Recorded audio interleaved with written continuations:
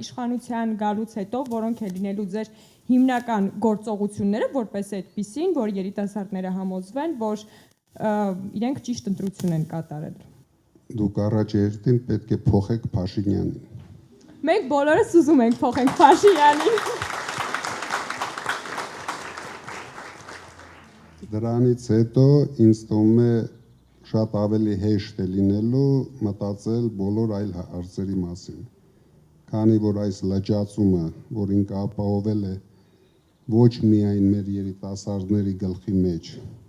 այլ ժողովրդի մոտավորապես 25%-ը այսօր մոլորված վիճակում է, այ դուք դա պետք է փոխեք, դուք պետք է համառորեն խոսեք, համառորեն պայքարեք, որովհետև առանց դրա, առանց ձեր պայքարի, նորից եմ ասում, մեզ շատ դժվար է լինելու։ Պետք է առաջի քայլը միասին անենք։ Երկրորդ քայլի մասին չկասկածեք։ Ես միշտ եղել եմ իմ խոսքի տերը, հիմա էլ վստահեցնում եմ, որ շատ ավելի հեշտ է լինելու հաջորդ քայլերը։ Շնորհակալություն եւ նաեւ այսպիսի մի հարց եմ ուզում ձեզ ուղղել, եթե Հայաստանը դիտարկենք որպես օրգան համակարգ ամբողջովին, ամենախոցելի օրգանը եւ ամենավիրավորված օրգանը որն է այսօր ըստ ձեզ։ Հայ ժողովուրդը։ Բոլորին գցել են ապաթիայի մեջ, մարդիկ ոչ մի բան չեն հասկանում,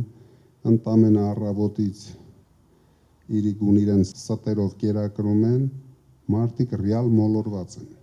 Մարդիկ չեն պատկերացնում իրենց վաղվա օրը, չեն պատկերացնում, որ վաղը մենք Հայաստան չենք ունենալու։ Իրենք ամեն մեկը փորձում է իր այսօրվա խնդիրը լուծել։ Բայց մենք ազգ ենք, որ պետք է նայենք ապագային, բայց ապագային ավելի շուտ դուք պետք է նայեք։ Շնորհակալություն շատ։